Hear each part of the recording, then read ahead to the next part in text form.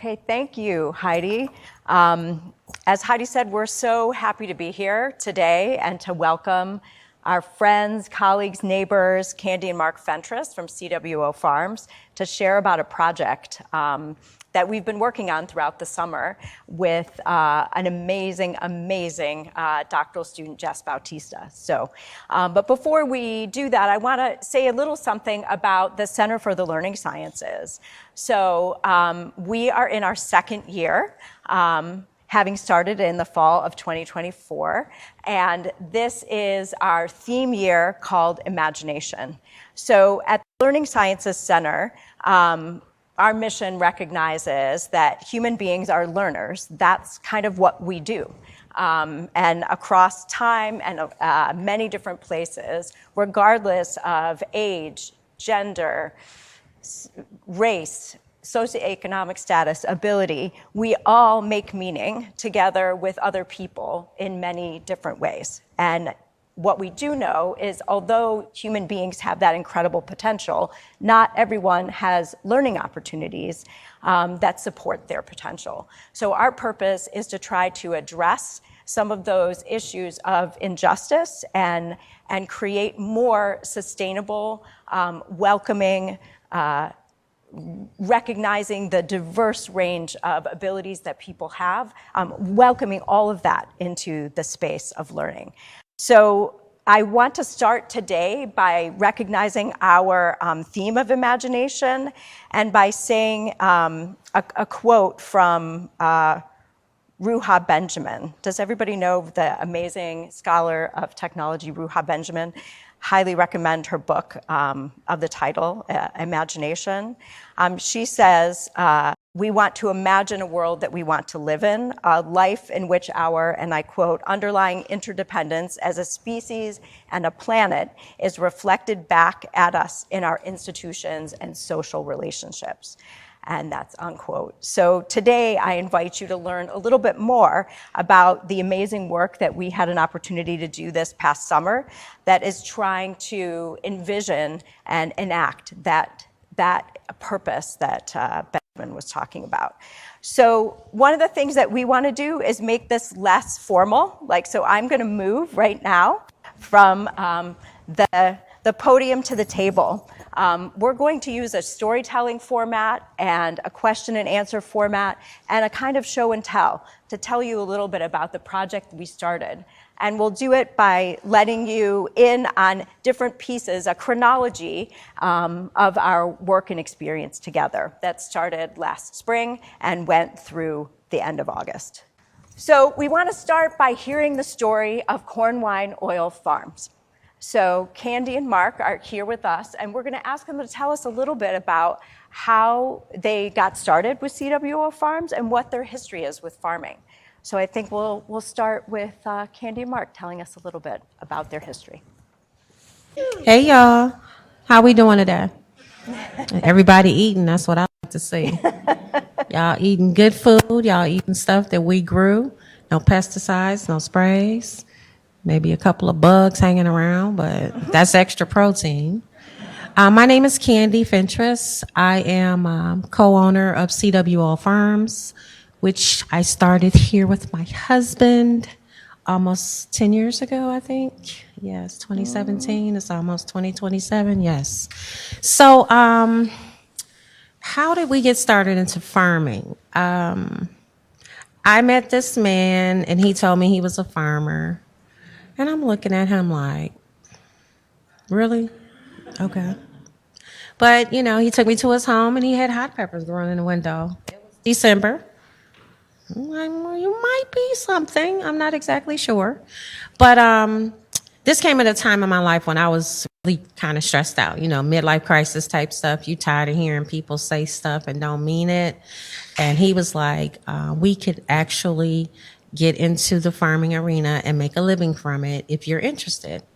I've always been a grandma's girl. I followed my grandma through the garden as a kid, pulling weeds and whatever else. She canned everything. So for him to say this to me started making things click. Like, you mean like we can do stuff like my grandma used to do? And he's like, yeah, people will buy the things we grow if you want to do that. Well, long story made short, we did that. I mean, to the point as to where this man knew how many tomatoes were coming off of a plant. Okay, that's how OCD he is. I love him for it, though. I do. And here we are, CWO Farms. And I guess I can let you talk now, huh? You can talk. All right. Did that answer the question? Yeah, we'd love to hear from you too, Mark, if you have some things to add. No, pretty much like she said. What initially got me interested in farming was right around 2013 or so. I always kind of followed the financial markets.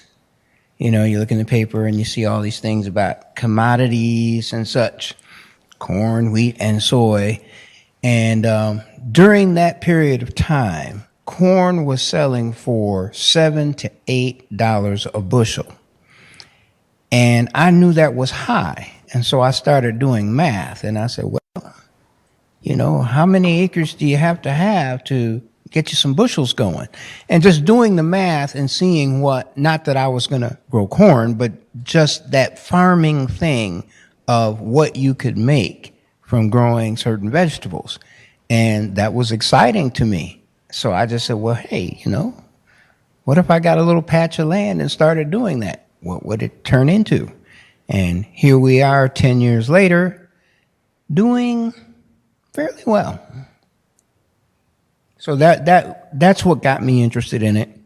As I started doing research and looking at history, I found out that I have several family members who are now ancestors who were actually farmers, and I was able to trace that back to 1832. So I said, oh, okay, must be in the blood. That's great. Thank you both for sharing that with us.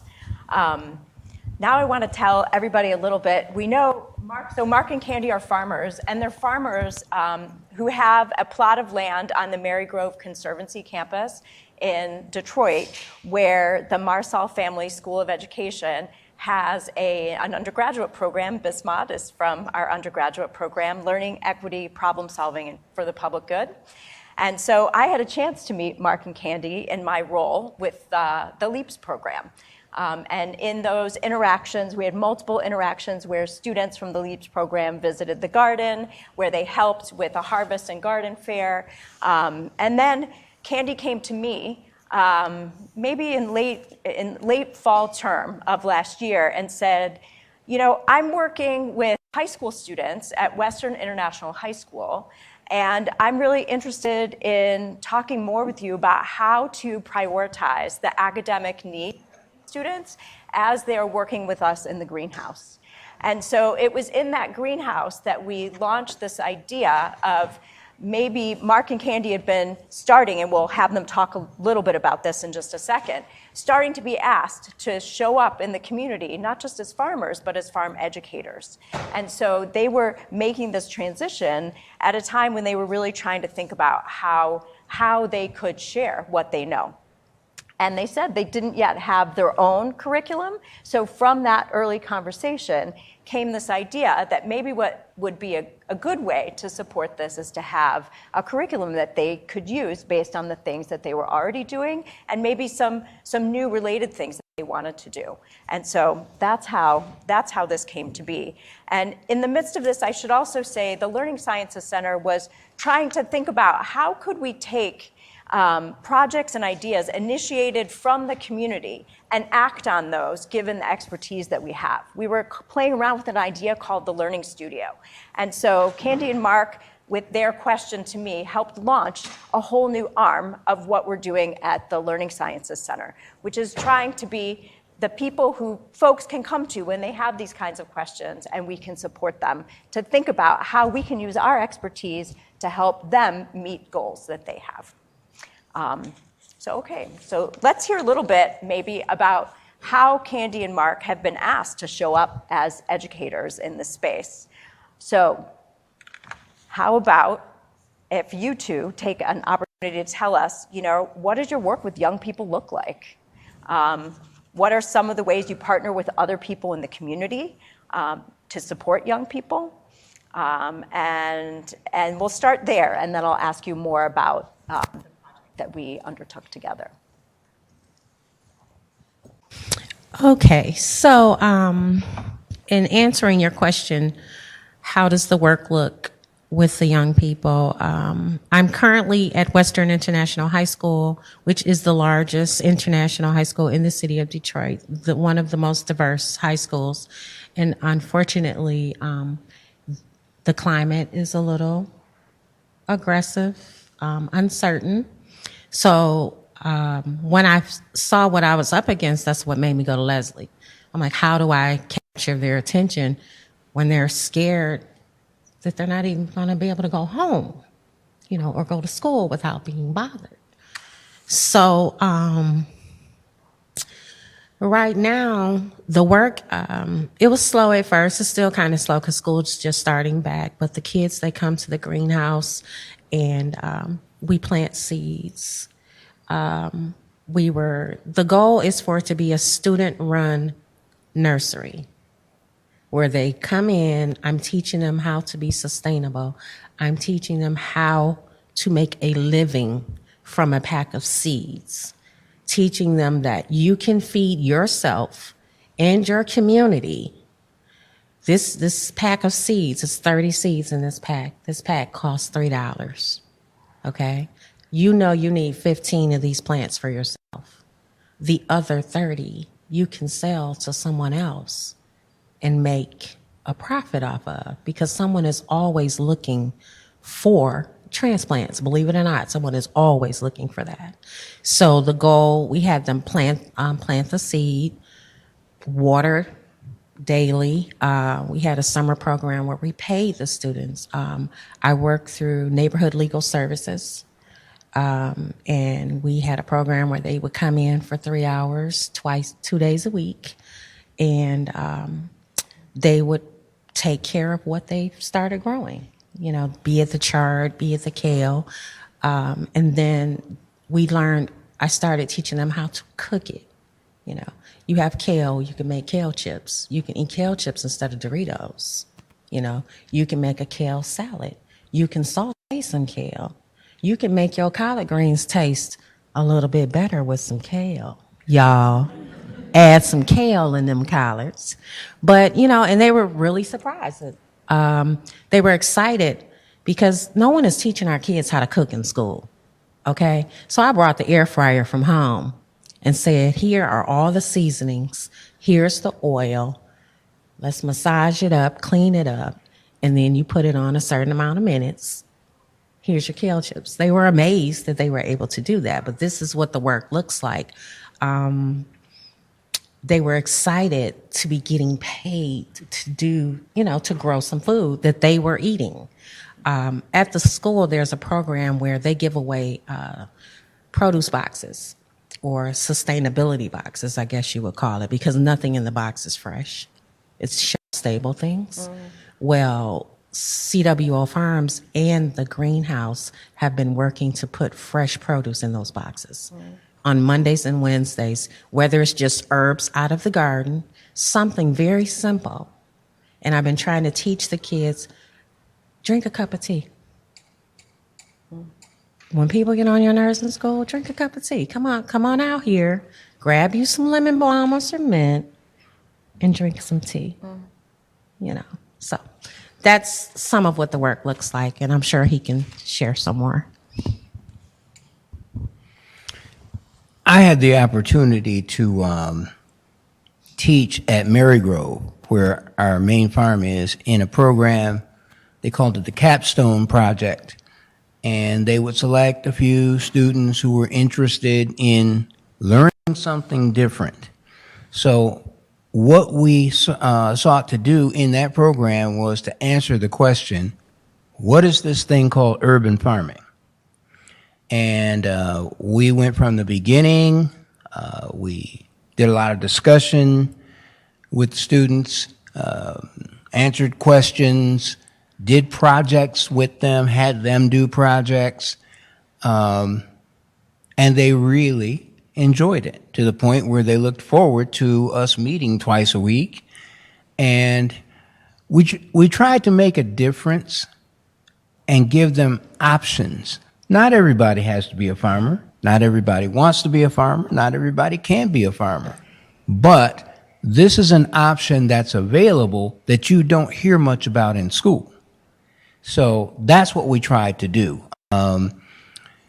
We'll probably get into it a little later in this meeting, but the various things that you can do that are offshoots from farming. You don't have to go out and play in the dirt. You could possibly, technology now is being used in farming. So we tried to cover a broad range of things that related to urban farming, and it was successful. We did it for 2 years, and then the teacher who backed and did this program left the school. So we don't know what's going to happen in the spring. But now with this curriculum that we have put together, we might have a little bit more muscle when we talk to the school administration about keeping this going.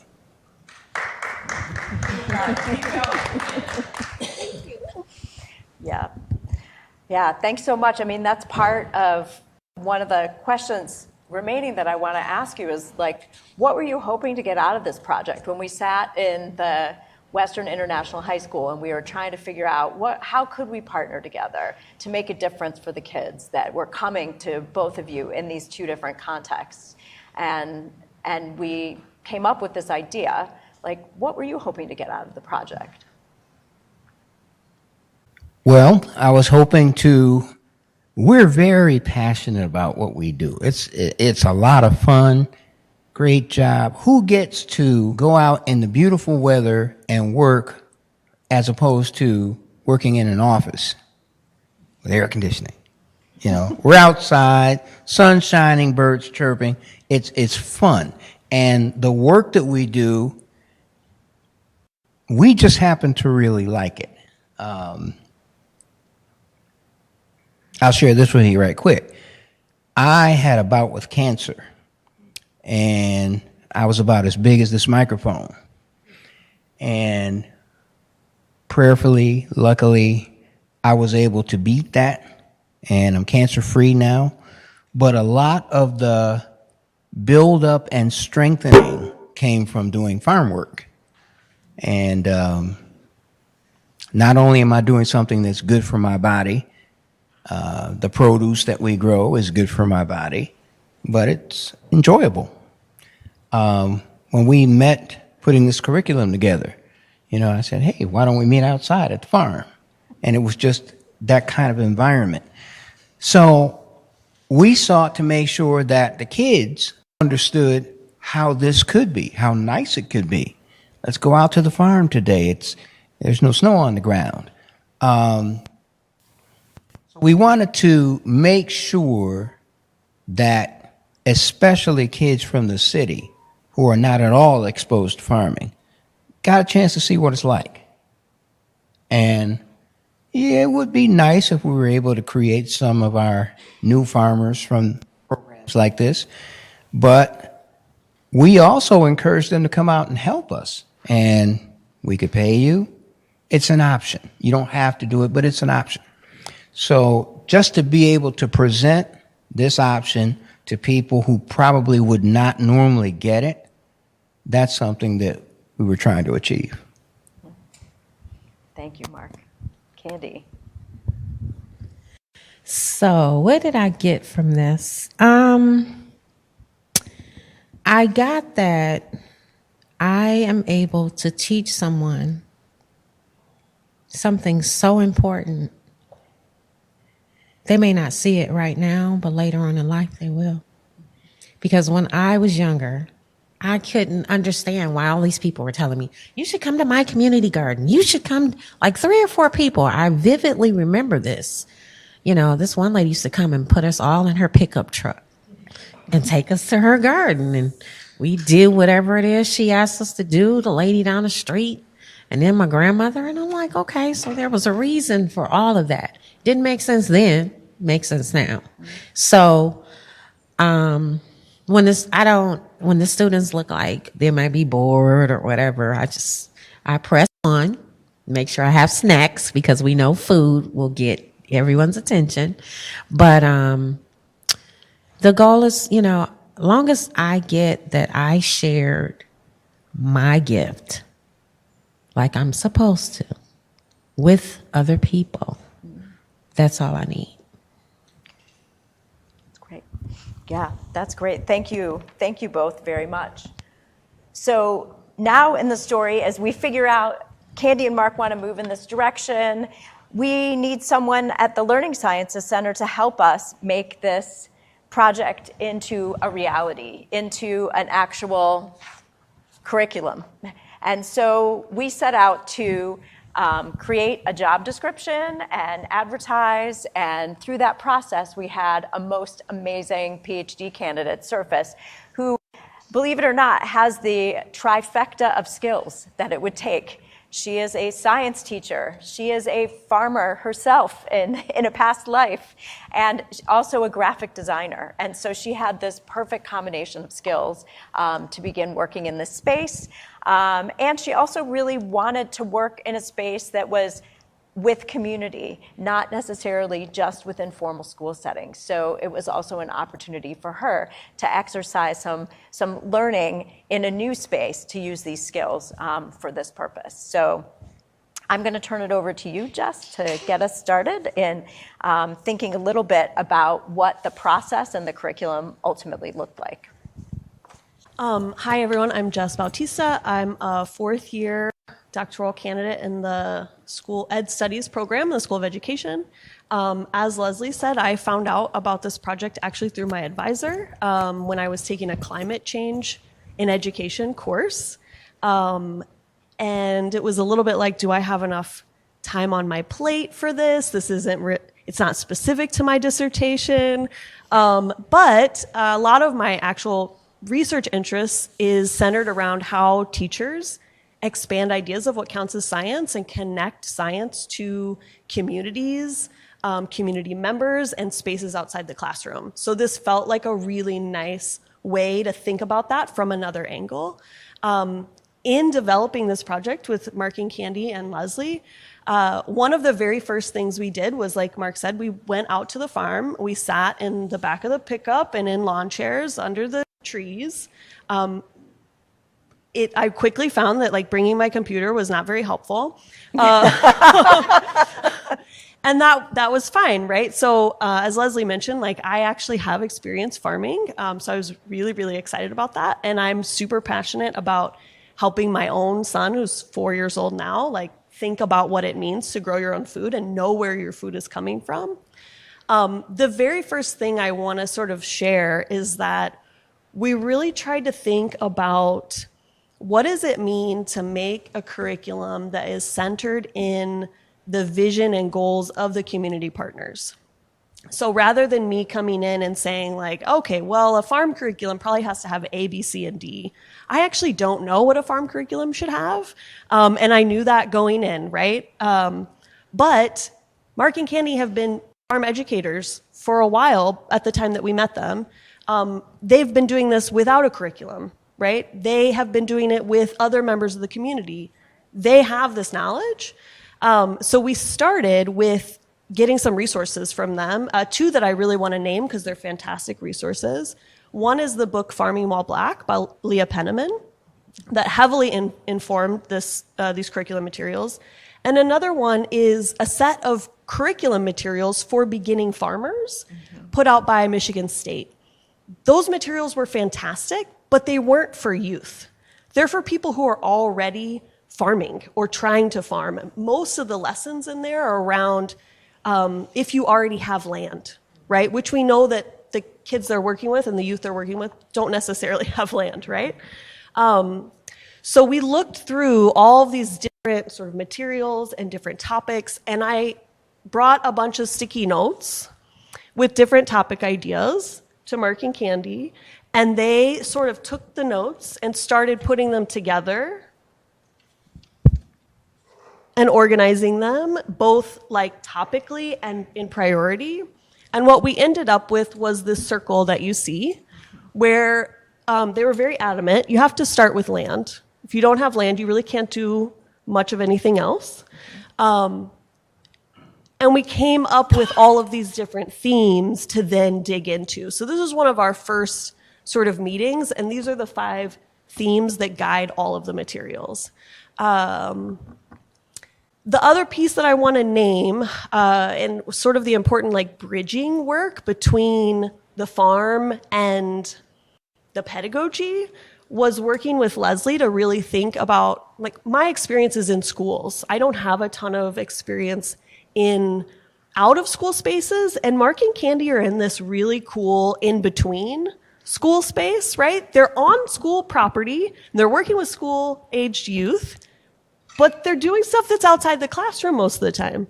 And so it's a really interesting thing to think about. What is going to be most beneficial for those students? And so Leslie and I really talked about, and we talked with Mark and Candy about prioritizing some different goals around learning, particularly thinking about how to ensure that the learning experiences were personalized, empowering, culturally affirming, and transformative. So those were some of our like pedagogical guiding lights, as opposed to something that might be a state standard, right? Because we wanted to make sure that everything we did was aligned with Mark and Candy's vision, and we knew that sometimes some of those official markers of success were not going to be the ones that were going to be the most valuable for the youth and for our farmers. Okay, so this is just a sort of an overview of the curriculum, and I will say there's a flyer on all the tables, or most of the tables, that has a QR code that'll take you to the materials. One thing we decided early on was that they should be open access and available for others to use. One of the first things that came out of our work was that Mark and Candy also partner with a homeschool network in Detroit. And so that was really, really huge. And thinking about these materials is, again, that's a sort of an in-between space, right? It's about education, it's about supporting youth learning, but it's not within a traditional school classroom. So we wanted them to be able to access this and be able to use it, in addition to potentially in-school educators and after-school programs. What would it look like to make materials accessible for those different people? This is a little like snapshot of what some of the materials look like. Each piece, I mean, it has some. We really tried hard to lay it out so that it was usable. So there's facilitator guides, there's a little bit of background information, there's extra resources. And then one that I want to highlight is something that actually Candy talked about earlier. She talked about really getting kids to be able to eat the food that they're growing, right? You gotta be able to see the whole end result to really know, wow, this is amazing. So I had a chance to shadow her at Western with our wonderful chef, Amy, who I want to highlight, who helped prepare the salad for you. And while I was there, they were having the students at Western that were with them make pickles. And I got to make pickles too. So I made my own pickles and brought them home. And it was actually amazing because all I did that day was just write down everything Candy and Amy were doing. And I turned it into this, like a lesson and a recipe that's part of the materials, because that's so important, right? We need to be able to see the fruit of our labor and to be able to enjoy it.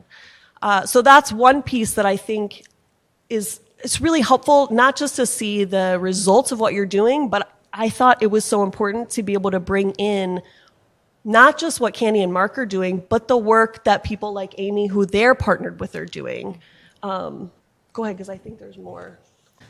So that brings us to highlights of this process. And one of the most important highlights for me was really thinking about place. This is actually the first time I've seen Mark and Candy in Ann Arbor. I took many trips out to Detroit, to all over actually, to places I had never been, which was wonderful.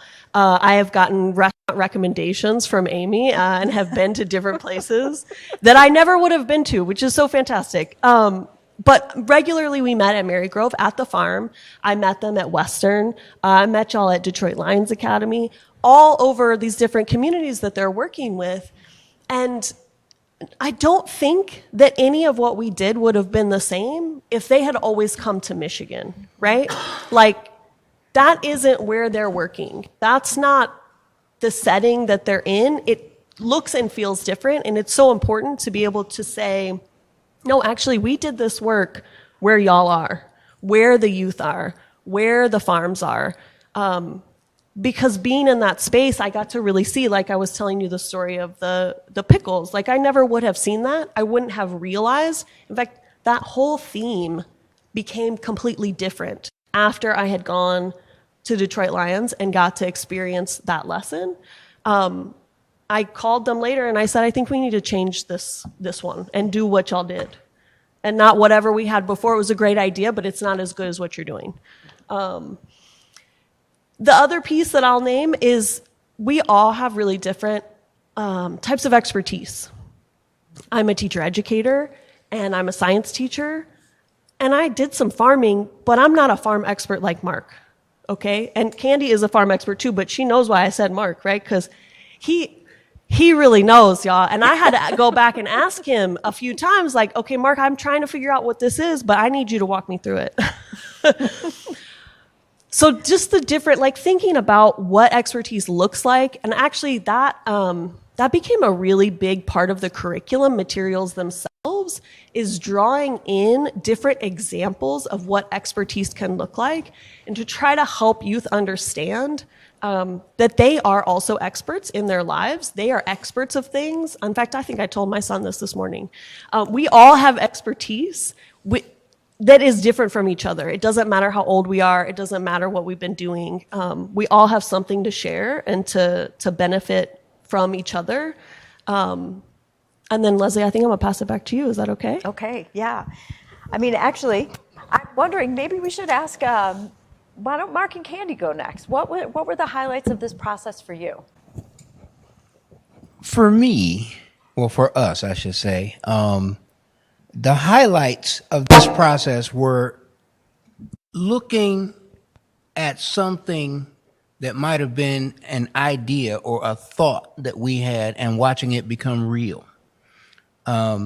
This document that was put together is now real, and it's our thinking of what can we do to educate our young people in our communities as to a different way of life, a different way to make money, a different way to start a business that is not normally talked about in the city. Why? Because there's really technically there's no farmland in the city.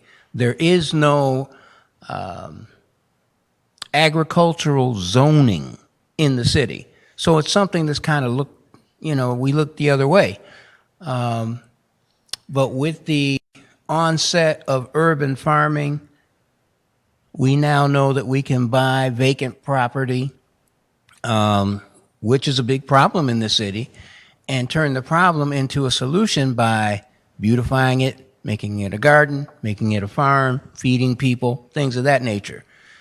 But still, these things aren't really taught or explained to our young people who may not know what they want to do in life.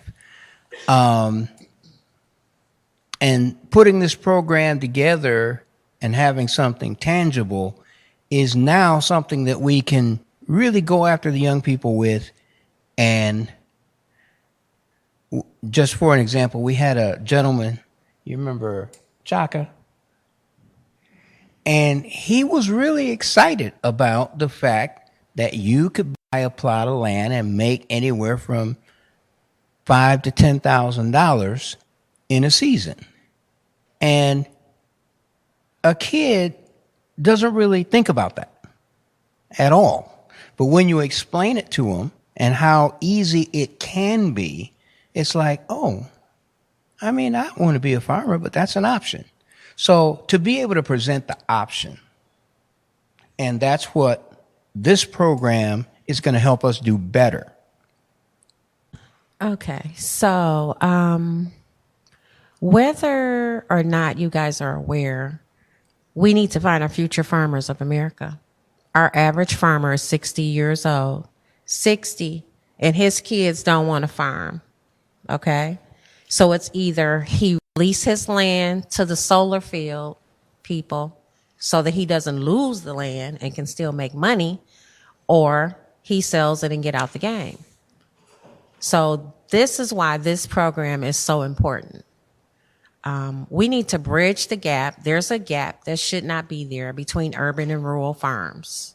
We all do the same thing. We grow food. Now, we may go about it a different way, but at the end of the day, we can feed people. So rural farms can grow so much more and store so much more than urban farms. We need to establish a pipeline.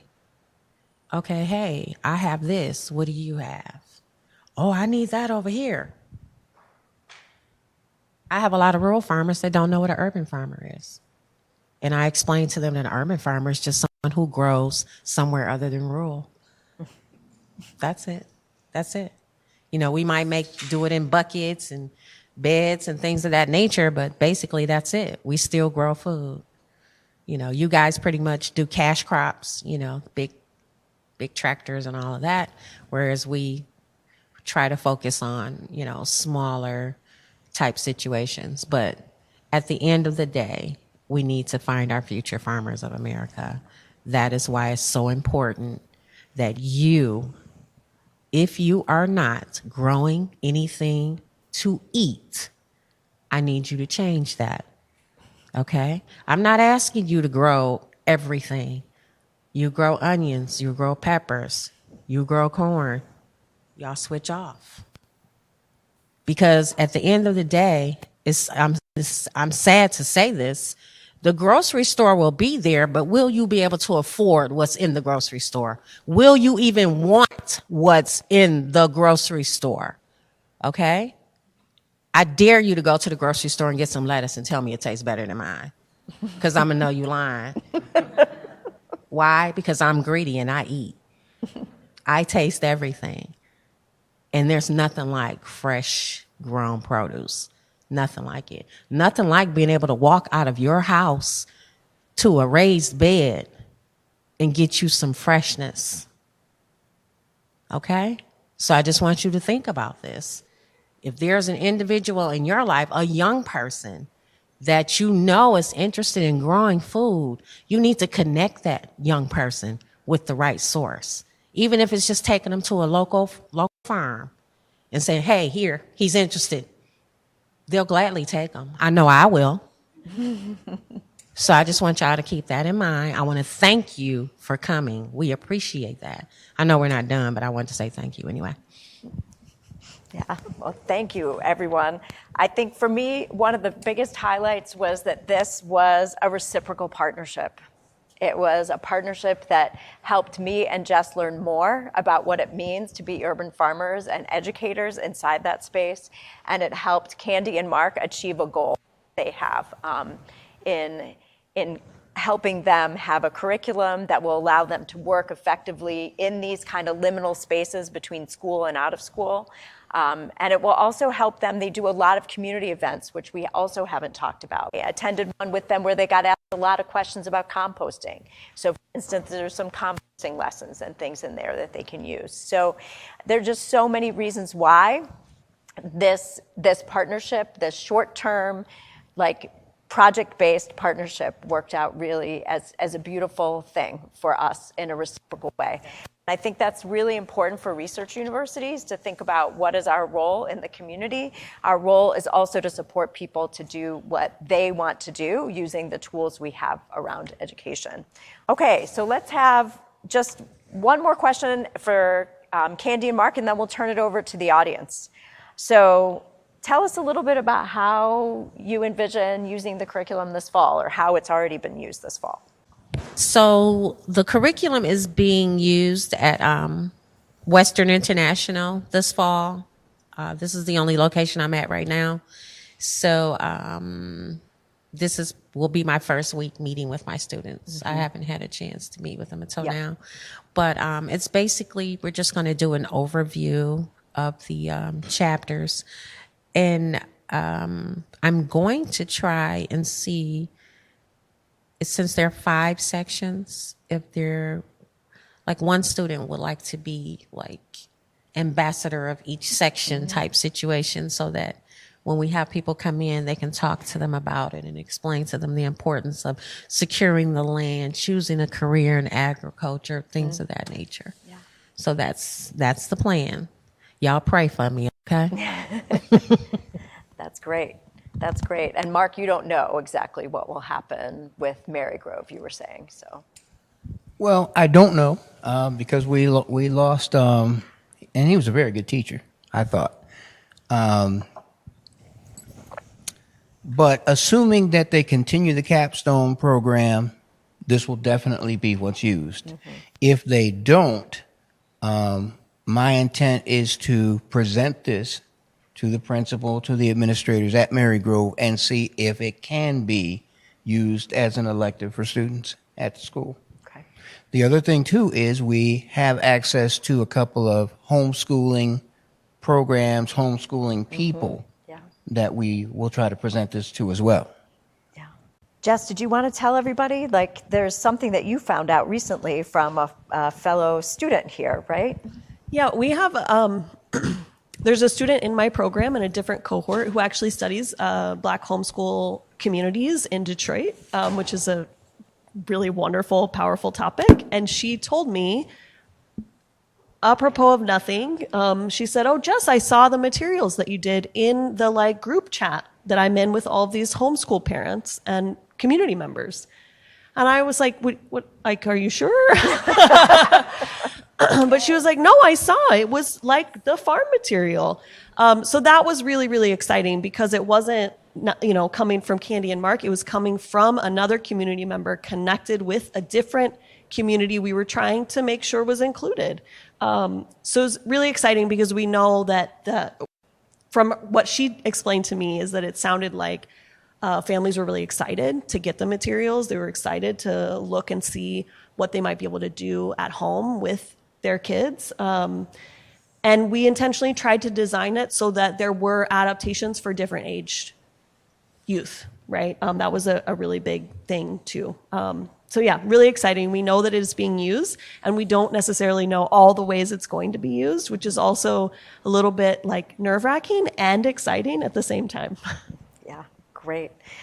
Well, I think we're ready to take some questions from all of you. So let's give a round of applause to thank our visitors here and Jess for her hard work. I'm so grateful for all of you too. Thank you very much for coming. My name's Pam, and I came from Harrisville, from Alcona County for this, so it's very exciting. Thank you.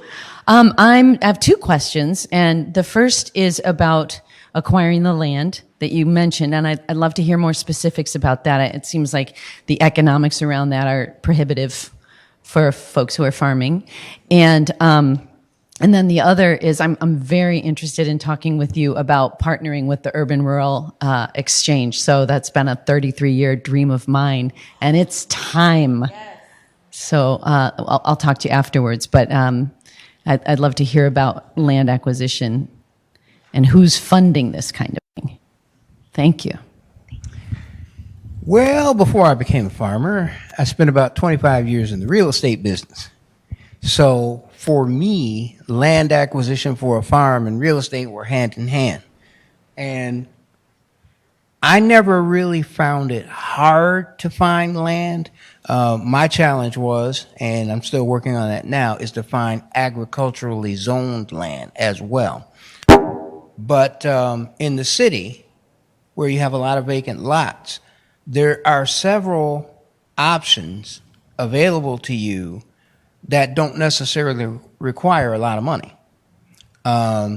If you go, say, with the Detroit Land Bank, who owns most of the vacant lots, I understand that now they accept land contract, which is where you put a percentage down and you make payments. Well, most of the lots in Detroit sell for $3,000 or less. So now you're talking about $300 or less to start with the land ownership. A lot of private owners want to dump lots because they don't know what's going on in an area with a lot of vacant lots. You could probably find them for $500-600. There are options out there that are not cost prohibitive. When you start getting outside of Detroit, Wayne County, Washtenaw County, I have found that you have sellers. As Candy had mentioned earlier, older generations of farmers are now getting out of the business or changing the zoning for their land because they don't have people who want to take over the business. And if I change the zoning, they can take my land and build houses. But in some of those cases, you will find people who are willing to work with you with financing, seller financing, where they take your payments, they take a down payment. There actually is a struggle if you're trying to finance it because a lot of banks and financial institutions don't want to finance unimproved land, meaning nothing's built on it. But there are ways. There are ways. Something else you asked. Just to touch on your other point, we do a lot of work with Michigan Farm Bureau. This lady next to me is a board member for the Wayne County Farm Bureau. And they also are helping to bridge the gap between urban farming and rural farming. And they are starting to see now that the future of farming is actually urban because there are so many older farmers that want to retire. And some of these people have 200 acres, 300 acres, and not too many people want to buy that much land at one time outside of developers. With you being, where you say you're from? Harrisville. Okay. A lot of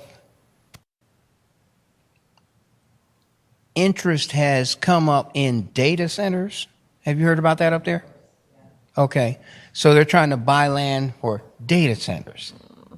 You know, so now you got land that used to feed people that's used for technology. Thank you. Other questions?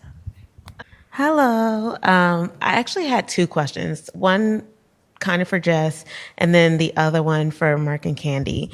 So for Jess, you talked about your curriculum being adaptable for different age groups and things like that, but you also talked about place being important in this process. Do you think that the curriculum is something that is adaptable across different places, like if it wasn't Detroit based? And if so, like how do you imagine that process going? Would it be like the same process of, you know, speaking with community members? And then for Mark and Candy, in that same realm, because I just love this project and I would love to see it like in my hometown. So I'm like wondering what that would look like. Do you all have any like wants or desires for this to become like a bigger initiative that could maybe be like policy change, things like that, where it's actually implemented into schools? Okay, so that's a great question. I will say place comes up in a couple of different ways. For example, and speaking back to the earlier question about accessing land, the very first unit theme is on accessing land. And there is a lesson that's like a short optional lesson for Detroit community members about actually going to the Land Bank Authority page and looking at it and trying to find where land in your actual community is available. So it's like a lesson to use that site that Mark named. And there's case studies of different farmers. That unit focuses on Black farmers, different Black farmers in Detroit, and how they have gotten land through different means. So it kind of highlights, like the intent is to highlight that there's not one path, and also to elevate the different community members that are trying to farm, right? And so one of the things that actually we talked about early on was how to make sure that the curriculum was touching, this is kind of related to place, but it's not 100%, was touching on different like cultural community connections. And so in each theme, I really tried to highlight a different cultural perspective. So the first one focuses on Black farmers in Detroit, and this came after Mark was really interrogating me in a lovely way about like, what am I really trying to do here? And so one of the themes focuses on Indigenous communities and Indigenous practices because we are we have a huge Indigenous community, right? That's often not acknowledged. That one also ties into Hispanic communities that are here. And I did include like a video of Indigenous Central American communities, like in Arizona area, because both of those communities, there's an overlap in a practice called Three Sisters. I don't know if you're familiar with Three Sisters, but it's a really fantastic agricultural practice where you grow corn, beans, and squash together because they all contribute something and support each other. So that is another one that, again, is like kind of place-oriented, but is also like speaking to different farming practices. And then there's one more that I was like, who else like needs to be represented in these materials? Well, we are right next to one of the largest Arab American communities in the United States, maybe the largest. And so there are some oral histories included that are specifically actually, they come from and they're cited in here. The Arab American Museum did a really cool project on collecting oral histories about gardening. So that is a piece that's in here too, to try to connect to the communities that are here. Now, in Virginia, I would want to think about I know where she's from, about what are some of the communities that might not be represented here that should be, right? To add on or to make further adaptations to. So that was like one way. The other thing I want to name is that Mark and Candy were really adamant that there be indoor and outdoor activities. You can't always be outside, right? We know that. I mean, we also know that a farmer will always be outside, but we don't necessarily want to expect that our kids have on their rain gear every day, right? So having different types of activities that you could do indoors and outdoors, and so every single theme has both indoor and outdoor activities geared around the same theme. Yeah, we'd love to have it worldwide, worldwide, Michigan and corn, wine, oil farmers. But one of the things that Jess mentioned that we discussed was accreditation. We would like to have this as something that's presented in various schools that is an accredited curriculum.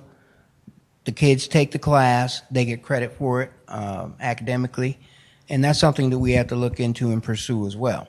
But yeah, there's no limit on this for us.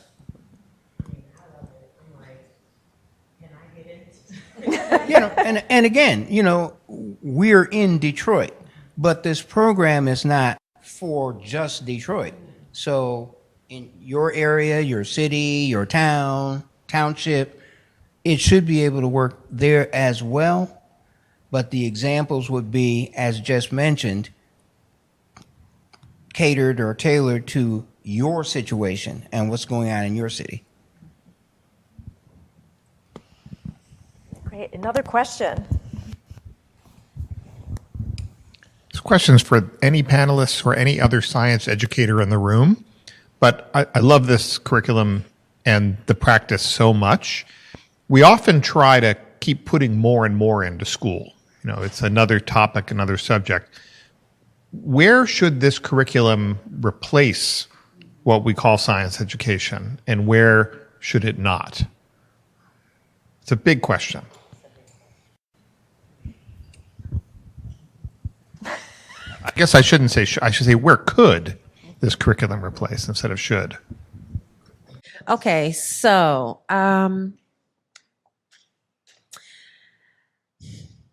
that's a very good question, Barry. I really honestly don't think it should be replacing.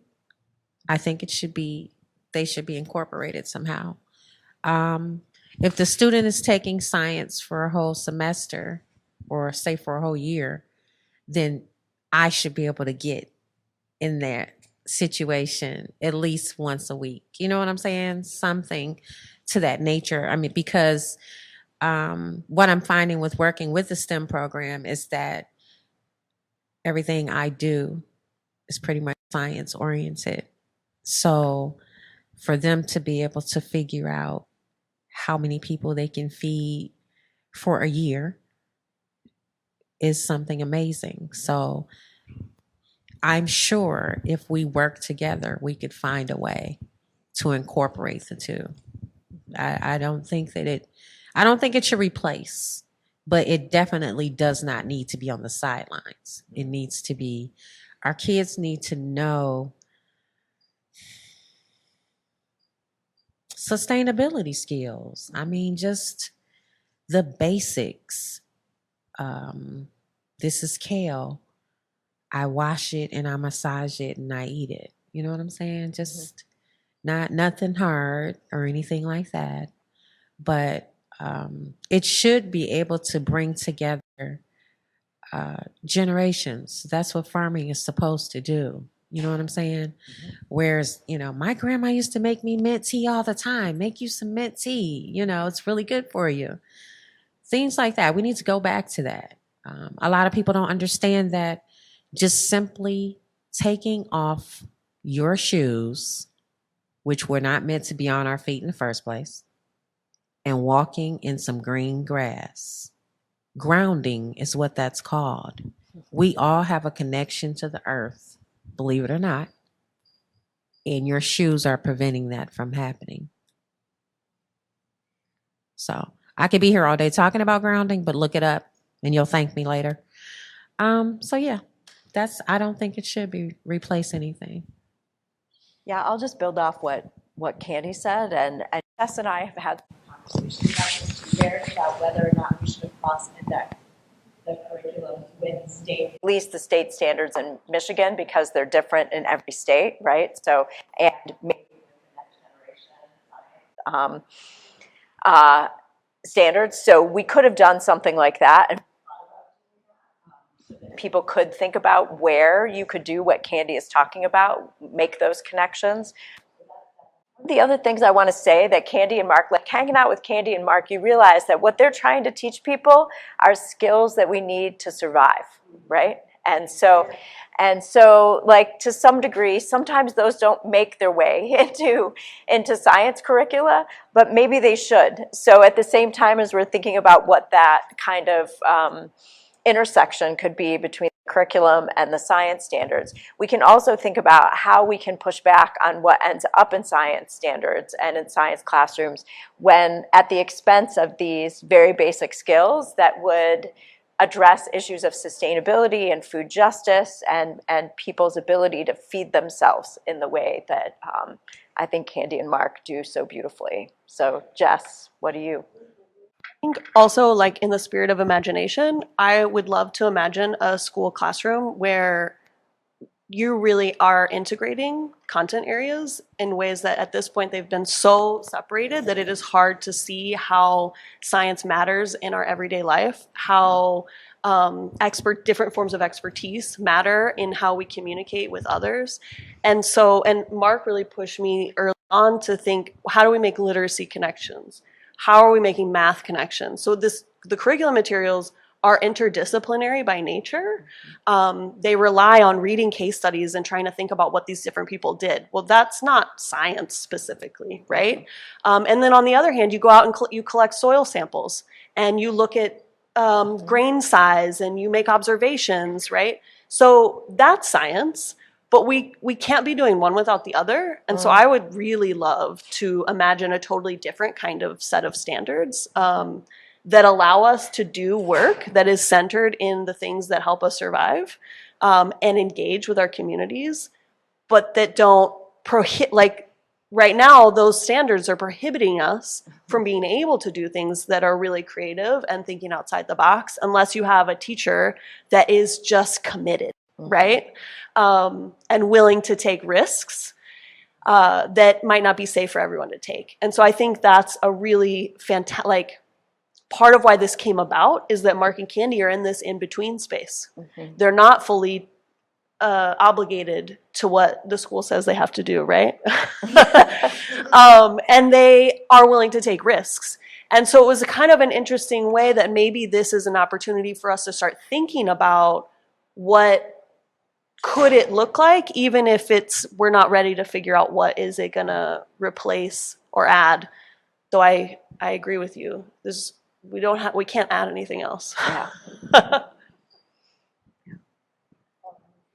I would just say that, and maybe opposed to adding or subtracting, let it, either the whole curriculum or parts of the curriculum, enhance what already exists. And off the top of my head, I would probably say earth science, applied mathematics. We even talked briefly about how it could apply to philosophy, like those of you who have read Walden. Things like that. Yeah. I think they said it all, y'all.